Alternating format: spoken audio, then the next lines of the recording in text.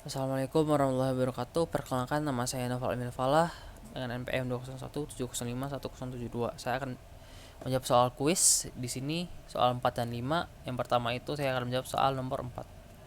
Di nomor 4 itu kita diminta untuk berikanlah penurunan untuk memperoleh untai BBAA dari bahasa bebas konteks berikut. Nah, dari bahasa ini kita buat tree-nya gitu. Pertama kita kenalin dulu apa itu tree. Yang pertama itu ada yang namanya root vertex. Root vertex itu diisi oleh start node. Terus ada yang namanya leaf. Leaf itu adalah hasil akhirnya ini.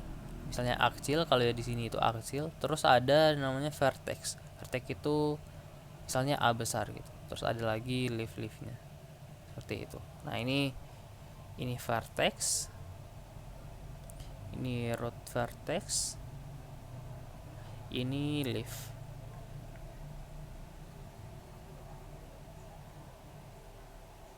Nah, seperti ini. Nanti yang kita baca di akhirnya itu leaf, si leafnya ini A, artinya A 3 kali gitu. Nah, kita diminta untuk uh, membuat sedemikian rupa sehingga kita mendapatkan string untayan BB AA BB. Jadi kita mulai dulu dari startnya S. S-nya karena di sini kita punya SBA dan juga AB, artinya kita hasil leaf-nya itu ada di kanan. Jadi karena di kanan, karena dilihat dari string yang ingin kita capai B, yang di kanan itu ada B, jadi kita ambil yang ini, yang AB. A B. Nah, seperti ini. Nah, terus selanjutnya yang kanan lagi yang A itu di kanan juga ininya hasilnya. Jadi yang kanannya B, yang ini kita mau yang ini adalah AABB ya. Jadi kita ambil ini B A A. Nah, untuk seterusnya karena A-nya ada dua ini, yang diminta yang di tengah lagi nih. Yang di tengah itu ada A 4 kali. A 4 kali itu kita bisa ngambil dari SA maupun A saja. Nah, saya akan mengambil yang di tengah ini untuk A saja. Terus yang di sini saya akan menggunakan SA. Kenapa demikian? Karena kita menghindari ada string tambahan di tengah-tengah ini agar tidak mengganggu yang ini, agar tidak mengganggu yang di sebelah kirinya gitu. Jadi kita akan memilih yang A saja untuk memenuhi syarat AA 4 kali ini. Nah, ini sirkuit tetapan 2A sudah hampir mirip AABB. Jadi tinggal AABB yang awal, BBAA. Dari S kita bisa mengambil untuk A 2 kali, itu bisa ngambil BA ini. BA dari A.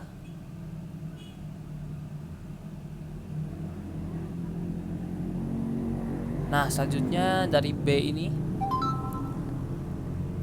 kita membutuhkan 1A dan 2B. 1A dan 2B. Artinya kita butuh A dulu yang pertama. Ah.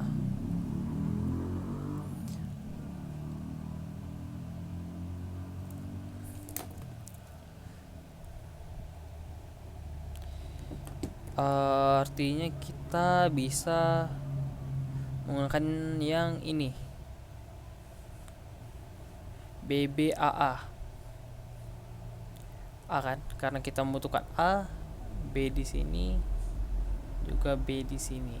Nah, sudah pas ini ada A yang 4 kali, terus ada B-nya 2 kali. Terus yang terakhir kita butuh B 2 kali. B 2 kali itu kita bisa menggunakan yang ini, B saja. B kan sudah pasti B dan B. Nah, akhirnya kita mendapatkan untayan BBAAABB. Nah, inilah jawaban untuk kuis nomor 1.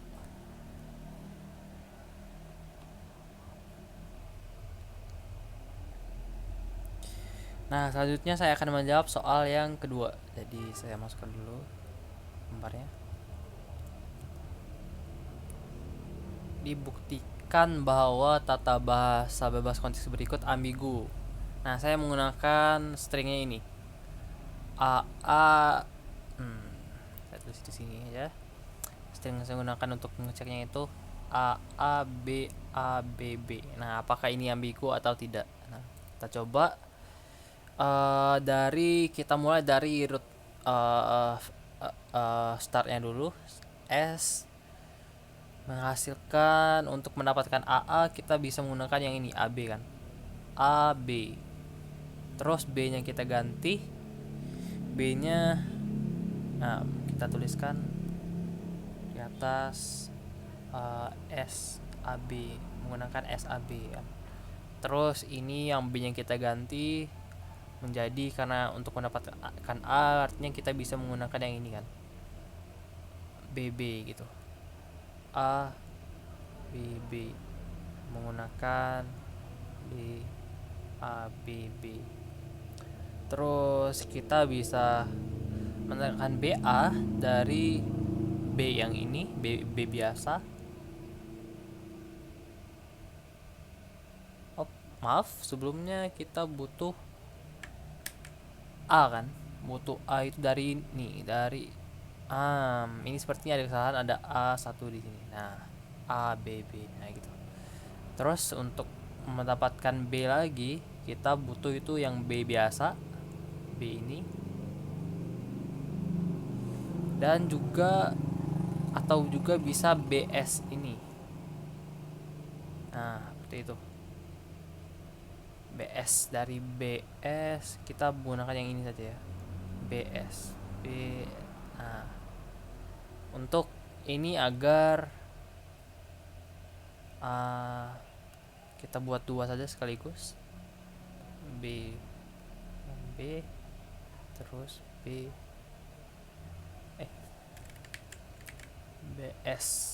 Nah, seperti ini.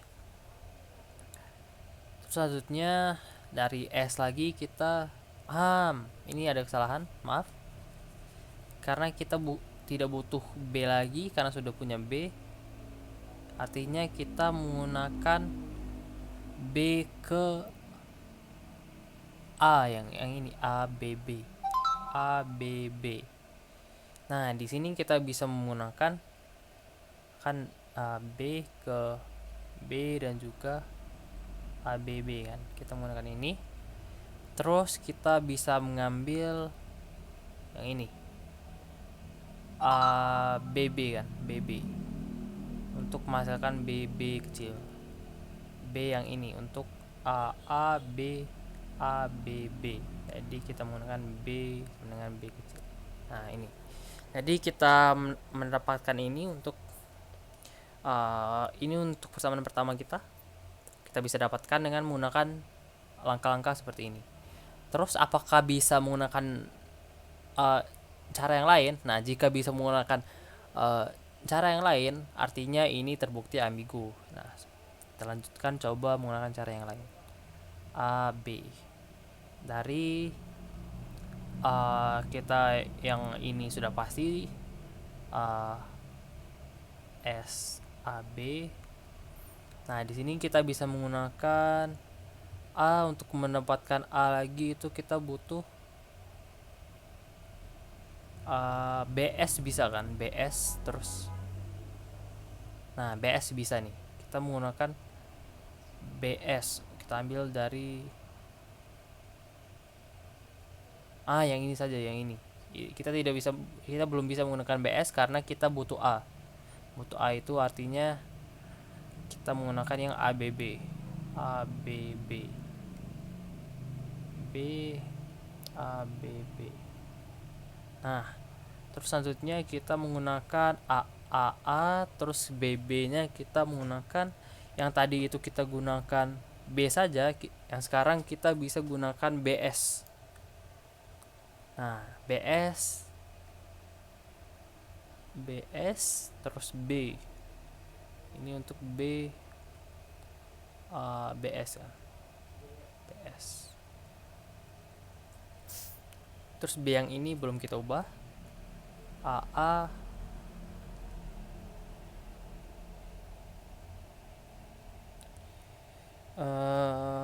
BS. B S nya kita membutuhkan A. Membutuhkan A artinya kita bisa gunakan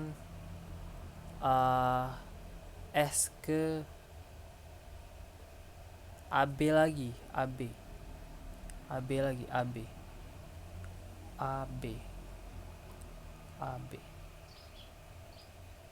S A B. Nah, ini A B. Nah, di sini kita bisa menggunakan B. Nah, jadi ini sama. Ini sama kita dapatkan dengan cara yang berbeda. Berbedanya di sebelah sini, mulai dari sebelah sini. Yang ini kita gunakan B. Ini kita gunakan BS. Nah, jadi ini adalah bahasa bebas konteks yang ambigu. Nah, sekian saja untuk kuisnya. Selanjutnya saya akan melanjutkan ke pembahasan materi bahasa bebas konteks ataupun tugas 9. Nah, baiklah, di sini saya akan menjelaskan tentang bahasa bebas konteks ataupun konteks free language. Nah, kita buat dulu konteks free language di judulnya.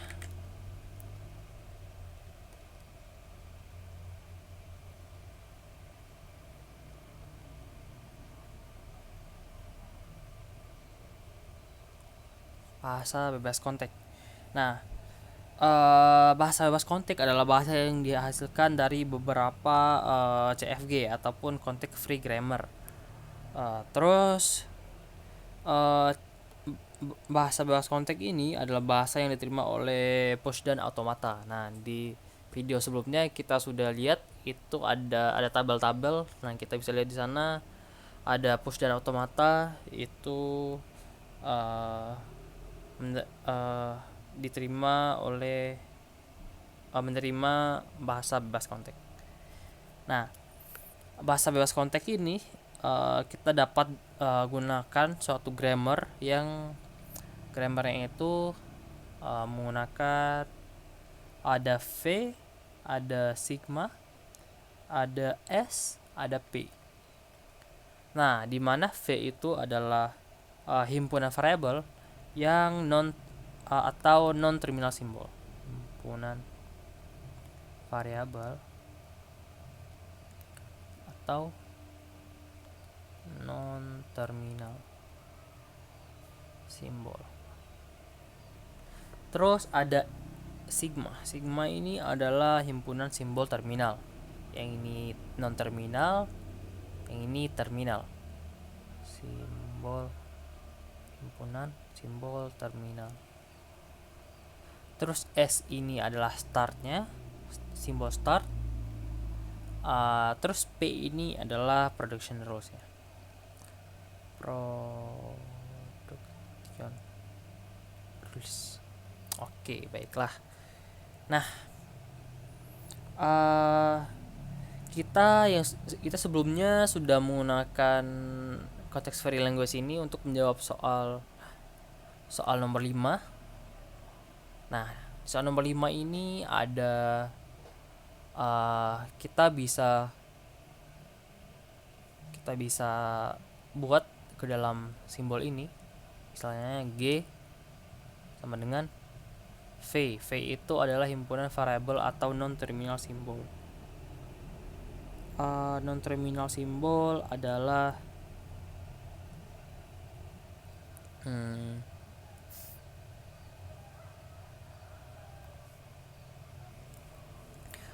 non terminal simbol itu yang ini nih, yang S dan juga A dan juga B. Jadi kita buat himpunan variabel adalah S A B kan. Terus ada yang simbol terminal. Simbol terminalnya kita bisa ambil AB.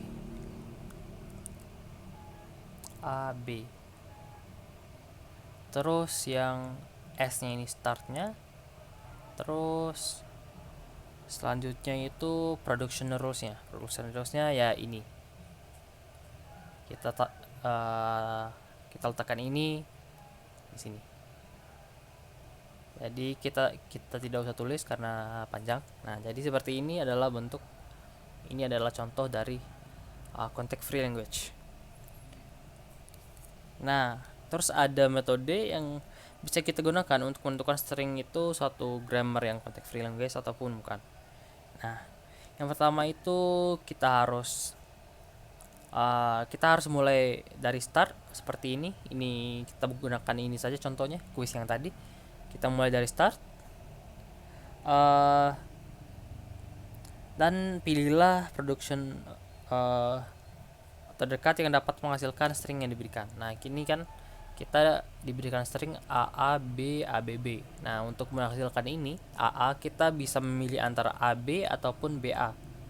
Karena ini awalnya A, jadi kita ambil yang AB ini. Nah, itu seperti itu. Terus ganti variable production yang paling sesuai, ulangi proses sampai string terbentuk atau sampai tidak ada proses yang tersisa. Nah, kita ulangi lagi proses tadi. Ini kan B kita ganti lagi dengan di sini kita ganti dengan ABB sampai menghasilkan string yang kita inginkan. Yang kita inginkan itu ini.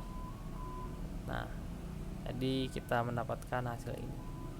Nah, seperti itu kira-kira untuk contoh dari context free language. Nah, selanjutnya saya akan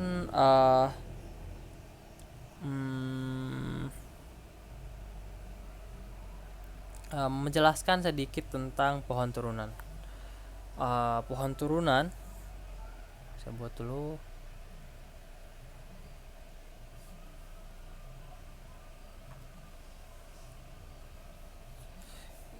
Tree tadi adalah akar pohon yang berurus yang secara grafik merepresentasikan informasi semantik dari string yang diturunkan dari konteks free language. Nah, pohon turunan itu dibagi menjadi dua, pohon turunan kiri dan juga pohon turunan kanan. Nah, misalkan ada yang pertama itu kita kenalkan dulu, ada yang namanya root node vertex. Terus ada vertex, terus ada leaf. Misalkan konteks free language kita seperti ini. Nah, root node-nya itu adalah start, ini root vertex-nya, root vertex. Leaf-nya itu adalah ini, leaf. Ini adalah vertex-nya. Jadi kita bisa gambarkan seperti ini. Kita buat root vertex-nya S, terus ada S itu bisa AB itu BA gitu, terus BA kan, terus ini bisa A. Nah, ini adalah root vertex, ini adalah vertex, dua ini adalah leaf. Nah, ini ada dua pohon turunan ini ada dua klasifikasi. Kita punya yang namanya pohon turunan kiri ataupun kanan. Nah, apa sih bedanya pohon turunan kiri dan kanan? Nah, misalnya kita mempunyai suatu rows seperti ini, S, terus ada A, B, B, terus B sama dengan B atau BS. Nah, seperti ini. Kita buat dulu yang kiri. Yang kiri itu kita punya S, terus kita punya A, B, B. Nah, yang kiri itu kita akan mengisi yang bagian kiri terlebih dahulu. Yang bagian kiri kita isi dengan ini. Yang ada lanjutannya yang tidak berakhir leaf langsung. Ya, artinya B juga S. Terus yang ini kita isi B. Nah,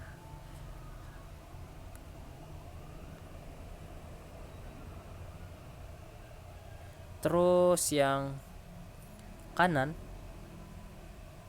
kita bisa isi yang kanan untuk mendapatkan hasilnya. Nah, yang sini BS. Nah, seperti ini untuk yang kanan, ini untuk yang kiri. Seperti itu saja bedanya. Nah, untuk selanjutnya adalah tata bahasa ambigu. Nah, apa itu tata bahasa ambigu? Jika ada dua turunan atau lebih pohon turunan untuk membuat sebuah string. Nah, saya menggunakan contoh yang sebelumnya saja untuk tata bahasa ambigu seperti ini.